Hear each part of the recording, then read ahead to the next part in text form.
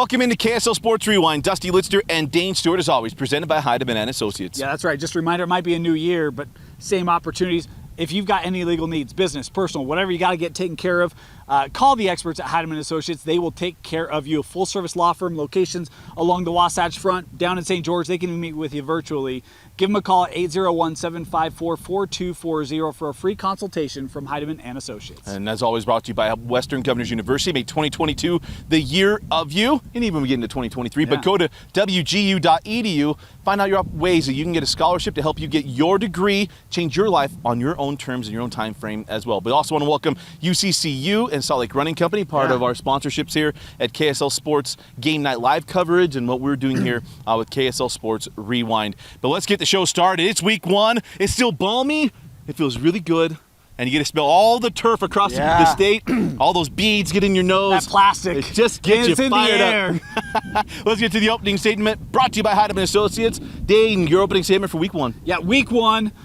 A lot of firsts, Dusty. How about welcoming in Water Canyon? First year program for the Wolves. Awesome to have them participating in the football here in fall sports. And I know week one didn't go the way they would have liked, but it's a first year program. It takes some time in this sport to kind of get that built up, but awesome to have a new program aboard. No, it is. It's great. And you know where Water Canyon is? We ran into that last year, right? We did. Walter versus Hilldale, Utah, huh? A little Back to the Future shout out there, right? Hilldale was the neighborhood for old Marty McFly's future. Maybe a bright future for Water Canyon out of Hilldale. Time will tell. How about some other coaching debuts this week? We'll get into that as the show goes on, but new coaches at Bingham, huge. Brighton, obviously big programs with new head coaches. Skyridge, not a new head coach, but essentially two head coaches.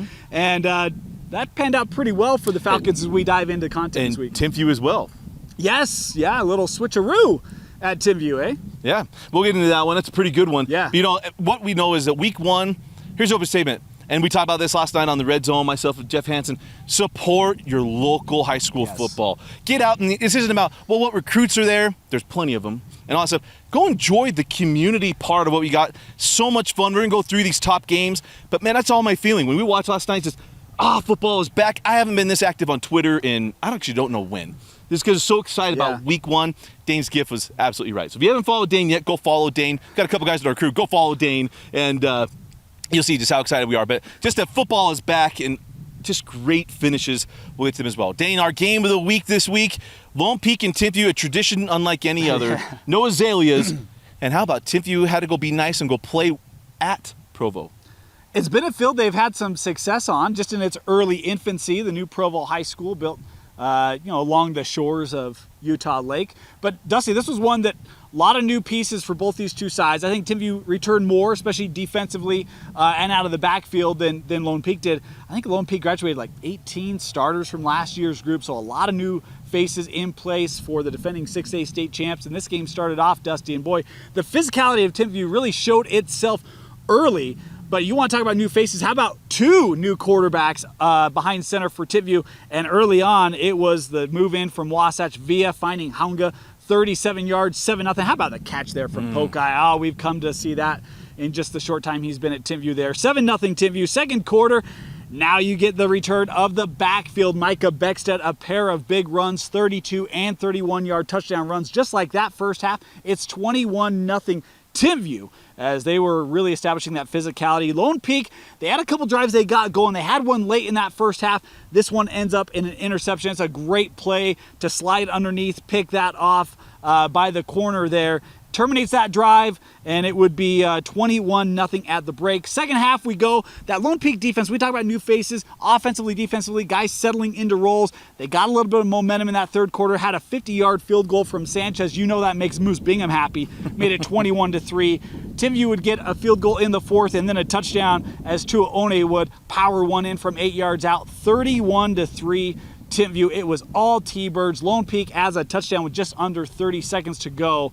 That actually prevented the lowest score in a Lone Peak game since 2008. Wow. The 3 points had, they not punched that in. So some say a meaningless touchdown. It keeps streaks alive. It was Makai Smith with the touchdown. Your final 31-10.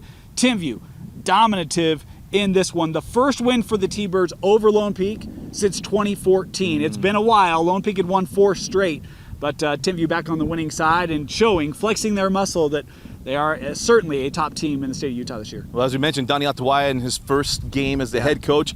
Coach Stokes still on staff, the offensive coordinator. Yeah. And so it looked like a Stokes offense. Well, we talked about 2 quarterbacks. We mentioned the Villa touchdown. How about Kasuga, freshman? Villa's a junior. Yeah. Kasuga, a freshman, does not throw a ball like you would expect a freshman. That thing's on a line. This is going to be a dynamic Timpview offense, especially with that big physical returning offensive line, and then the running game they have with Beckstead as well as Tua One and Atawaya. Luke came in last night, had some nice carries as well. So this is a power-based offense. Coach Stokes has all the weapons in the world, and it's going to be a difficult year if you're playing Timpview. And not only that, just last little thing, bringing back Kerry Whittingham back over at Timpview. I guess that means the defense will be pretty good too, huh? Just a little fired up. We saw that in this one. Yes, we deep did. drives. Yeah. When in doubt, bring the heat. And so the shorts and short sleeves will be back at Rice Eccles Stadium. Yeah. They get there, I'm sure. They'll get there. So, all right, let's go to our best of 6A. I'll start since you had to go through that one. How about this? Some things never change. Region 4 and Dusty. It's a love affair that'll never end. But, okay, let's start first. We're here at Mount Ridge, but we'll get there. Don't worry about that. Corner Canyon. Some things never change. Number 2 in our poll. Still number 1 in some other places. But Isaac Wilson, I don't know if there's more pressure on a first start ever. Yeah. Ever. You know, some of his doing because he goes out in 7 and his brother and all kind of stuff. And all he does is goes 22 of 30. Was it 22 31? 450 yards, 6 touchdowns. 6 touchdowns to 5 different receivers. But over 200 yards of those 450 go to Take Care. Take Care has over 200 yards receiving, 195 in the first half off of 7 receptions, 2 touchdowns, and including a 95-yarder from Isaac Wilson. Goodness gracious. First of all, you talk about pressure. Isaac Wilson had a Pac-12 offer before he even played a varsity down. Right. Pressure, right?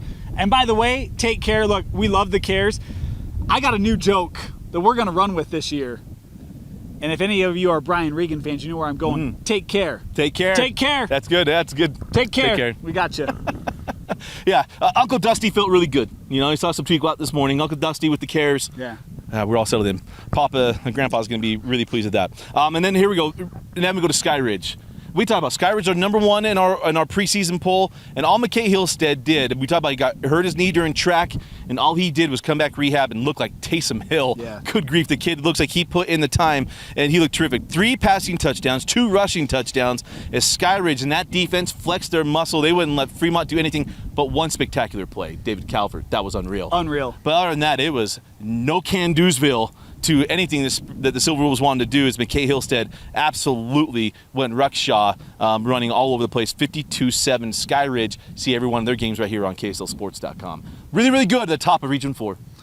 It's a great way to start, Dusty. But look, we're at Mountain Ridge. So when we're talking best of 6A, I got to go with the Sentinels. And how about a big comeback? This is a 21-7 game for the Titans. And then Mountain Ridge, man, what a second half. They end up going on a big run. They score 28 unanswered, end up 17-6 in the fourth quarter as the Sentinels come back. Kedu Uluave, we talked about him last year. We'll talk about him a lot more this year. Will. Pair of rushing touchdowns for Uluave. Kini had rushing touchdowns as well as this Mountain Ridge Sentinel group continue to grow as a program, right? We talked about took the lumps in year 1, growth in year 2, and this is continuing to be stronger and stronger. Is why we came out here. Huge win starting the year 1-0. Mountain Ridge looking every bit the part that I think people expected here. For Coach Mayfu. Yeah, you know, it's interesting. We talk about traditions. Every opening game of the year for Mountain Ridge in their school history has been against Olympus. That's a fun little rivalry they built. It really is. It really is. All right, how about this? Orem and East. How about we get started right? This was the Game Night Live. Game of the week was JJ and Sly. But can you say it with me? LR3.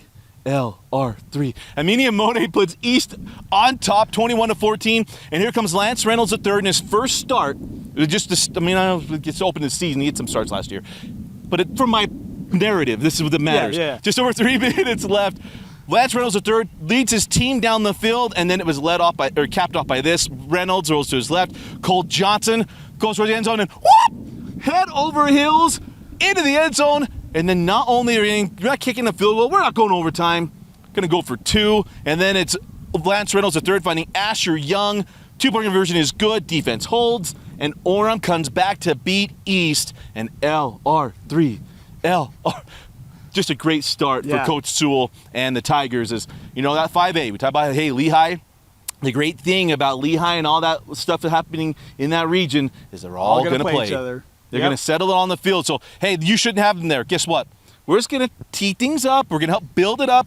And a tea kettle, right? Till that flap goes. Going to get really hot in there. It's going to be awesome watching what's going to happen there in region. It's going to be a fun region. How about the effort from East? We talked about the injuries that they're going to have to kind of work through early in the year. That's a heck of an effort. I know they would love to have the win.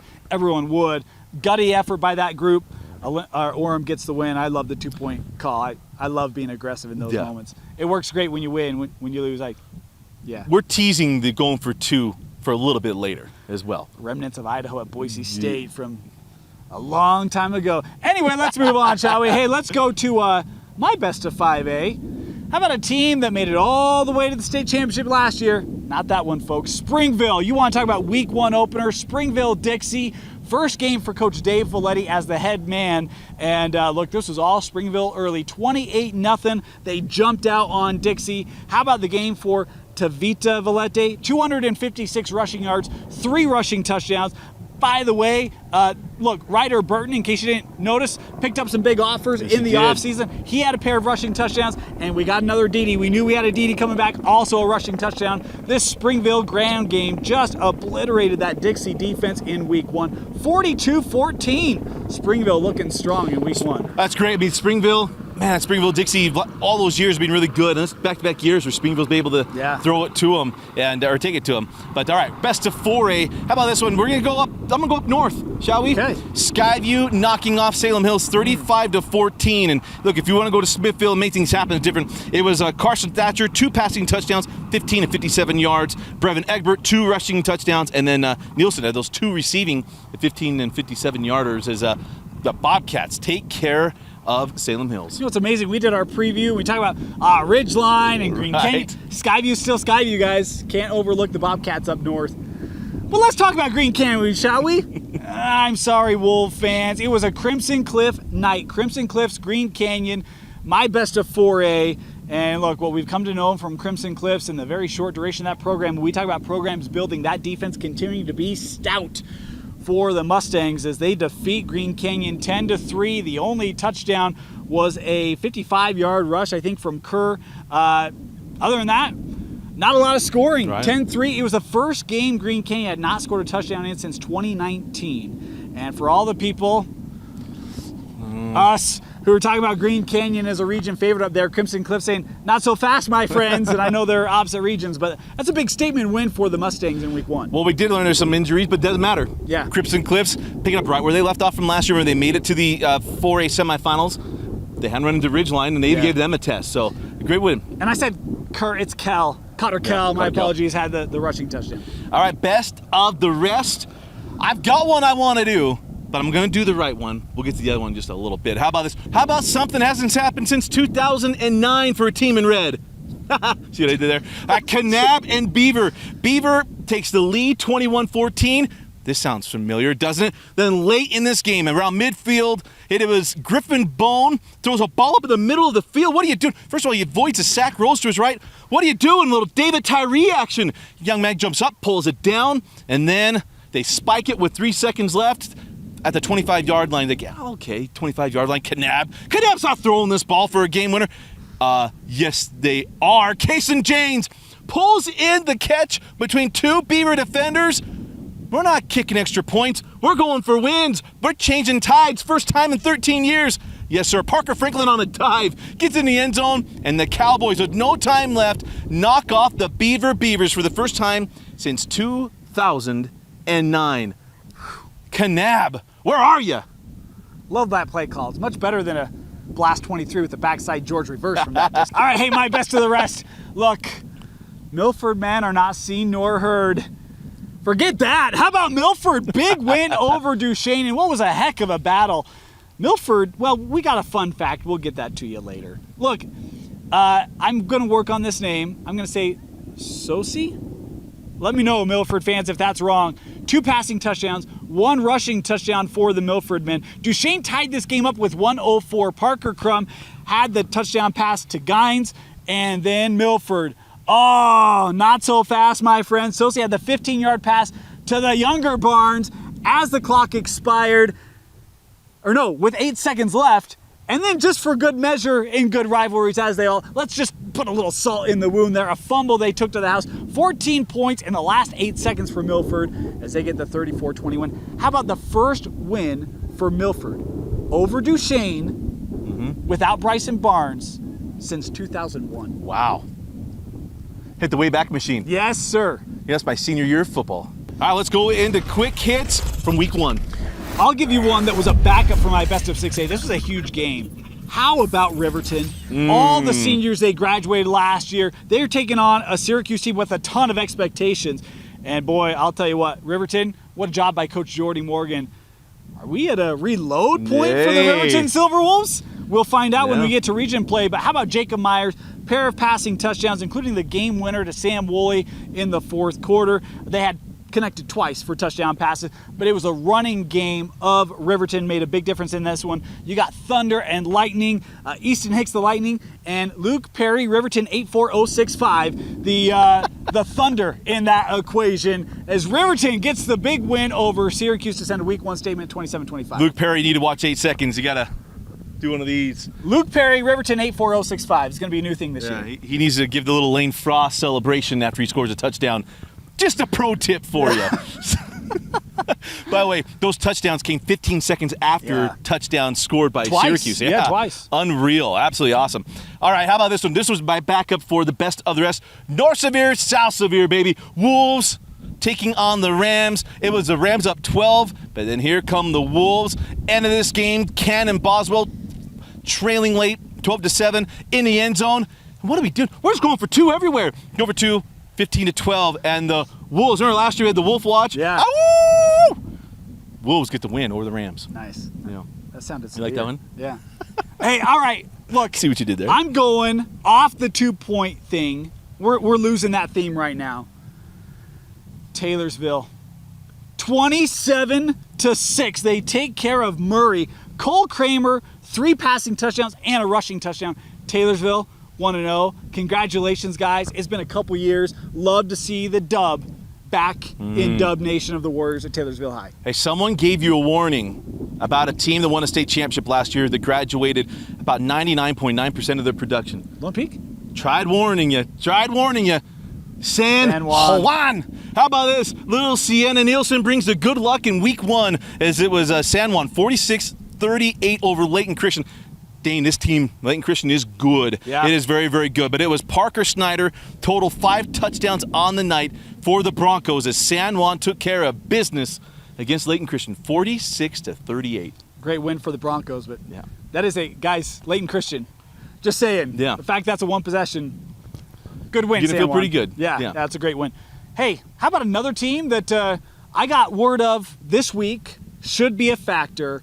Box Elder, 47-7 all over Kearns. Cole Mortensen, how about 17 points for the kicker? Moose Bingham, get this guy on your Moose radar. never did that, yeah. Look, he had 5 point after attempts, 2 field goals, and a pick 6. Cole Christensen doing everything. They're responsible for 17 points and 2 pick 6s for that defensive Box Elder, 47-7 over Kearns. How about new faces? We talked about it earlier. Coach Jones taking over at Bingham, and all he does is bring a little known coach named Freddie Fernandez comes all the way down as well with him. And then it's Havea Fotu, young man that started and played a lot last year, had himself a day. 3 rushing touchdowns. Carson Sudbury added 2 more as Bingham goes into Weber, a place that understands that offense. Yeah. They've saw it for years against Roy.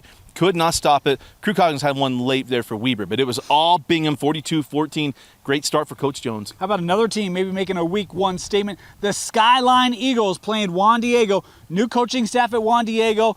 They're trying to kind of get that program back. They don't have Dallas Larson this year. That's a loss. That's a big loss. All Skyline in this one. Josh Calvert with 4 passing touchdowns, 3 of them to Miles Hall, who's got a future in this game. Yeah. And Bronson Bowen with a pick 6 in the win for Skyline. How about a welcome back moment?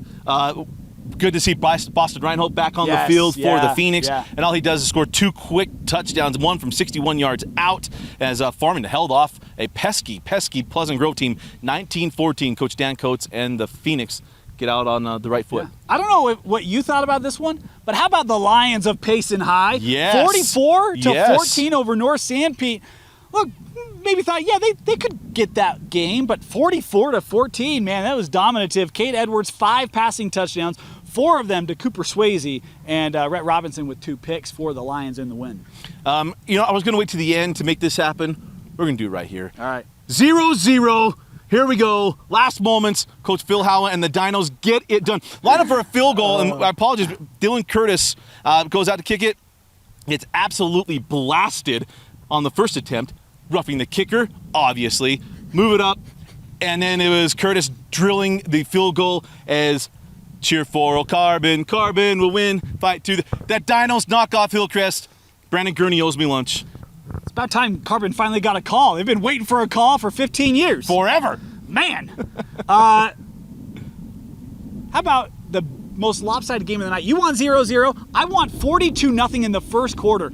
Stansbury. Oh, man. Oh, my Oh, my goodness. goodness. Play in Pineview. This game was over. It's like Vince Carter style minutes into this one. Ezra Harris, 4 passing touchdowns. The team ran for 4 rushing touchdowns. Hamilton had 3 receiving touchdowns. Halu had a 70-yard touchdown pass. And by the way, Easton Baker right now, we've talked about him. That young man, look, it's football, it's intense.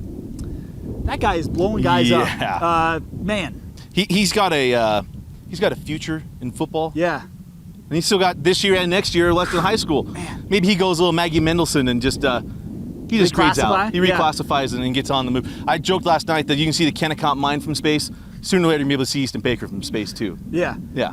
He's got like a Jordan Pendleton-esque side as a junior. Trained to be the one. Yeah. Trained to be the one. How about some things you get new faces, some things never change? How about American Fork 48-0 against Roy? But it was Cale Burrows, probably with a pick 6, and Cale throwing the ball. Trey Roberts, 2 touchdowns on the night. Jet Nilsson had one as well. Champion Edwards got in through a touchdown for the Cavemen as they rolled along and away from Roy. Catch every one of those games right here on KSLSports.com for the Cavemen. We had a week one rivalry. Got to cover the Battle of the Wasatch back. Yes, we Wasatch came out early, Dusty. Had the lead in this one. 24-0 second half for Park City. Puts it away as Chase Byer had 2 rushing touchdowns and a passing touchdown. And that was a 56-yarder to Eldridge. Park City coming from behind, protecting the back in the win over Wasatch. Hey, we talk about teams, we talk about people, and we can't end this without talking about them again. How about Viewmont? How about burn the boats? Coach Drew Jones in his first game as the head coach at Viewmont go into Logan, and man, they run Ruckshaw. It was McGrath, 22 carries, 206 yards, 197 on the net after a couple issues. And then Jacobs, just a quarterback rushing for 98 yards on 15 carries, also had 103 and 3 touchdowns through the air as well, as it was 30-16 Viewmont going up to Logan. Coach Jones's first game as the head coach of the Vikings, looking dapper in those Johnny Garrettson design uniforms, getting the win. 1-0. Yeah, looking good. You ready for this fun fact? I love fun facts. Luke Jacobs completed 7 passes in that contest, 3 for touchdowns. Winning recipe. Yeah, I might have heard that somewhere. But yeah, we got that one. So. Oh, I didn't hear the 7 completions part. I didn't say That's what I was talking about. Okay, you're right. You're right. Yeah, you're almost right. 50% are in the end zone. Dane's always right. It's true. No, He's that's a not data true. guy. I'm clarifying. He's a data guy. I'm clarifying. Communication. Got one more? You ready for my top performer? Love it. McGrath was one of my top performers, but I'm going to go this route since you talked about the Viewmont game. We have not talked about, I was going to go tune. I will not. We'll just get straight to the message, shall we? Jackson Brousseau. Oh, here we go. 21 of 23, 343 yards, 3 passing touchdowns. Jackson Brousseau. So good. Top performer. We love Jackson Brousseau so much, we won't do any weird accents because I won't do it. I won't. I refuse to. Yeah. Does not fit who that young man is. No. By the way, defense pitched a shutout, and defense returns a lot of guys too. Yeah. 48-0 for Layton. How for Lehigh. about a comeback? You got to call it a comeback because they were behind. West Jordan, Woods Cross. But they had to come back. It was Deatrius Johnson from 4 yards out. Jerome Miles added a 32-yard field goal. And then Johnson again from 5 yards. And then Tulau with the touchdown for West Jordan. They were trailing to Woods Cross 21-7. They go ahead and score 20 for Unanswered to take a 31-21 win against the Wildcats.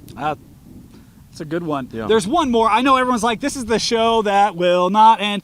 We're getting there. One more for you. I had someone hit me up this week. They're like, watch out for the Waitin' Wancers. 16-9 defeating Alta in that one. It was 3-2 at one point. It was 2-0 at the end of Yeah. the first. It looked like a baseball score there for a bit, but Layton, they graduated the quarterback, Yep. right? That program getting its footing back on the ground, reoriented. This could be a year for Layton to, again, mix up some Region 1 stuff. We saw some of the top teams go down. Region 1 could be wide open this year. Yeah, it could be. And as this show has been wide open, look, it's week 1. We're excited to talk football, and I will not apologize for that. Yeah, I yeah. won't. I won't do it. Don't make me. I won't do it. And this next week, by the way, we're going to be back with the show. If we ever miss anything, just hit us up. Let us know. Yep. We're taking it on the road. 2, potentially 3 road games, not just road games, out of state. We're 2 games in California, Modern Day West, Lone Peak at Bishop Alamani, and a surprise game that we're going to wait to announce until we've got it all settled, because you're going to want to see this one. It's Yes, going to you be very, are. very good. Plus, we've got our other streams here within the state, Red Zone, myself, Jeff Hansen, simulcast stream, and also on the KSL Sports Zone as well, 9075 and 1280 AM. For Vince Francis and Dane Stewart, I'm Dusty Lister. It's week 1, baby. We'll be back for week 2, back and better than ever right here on KSL Sports Rewind.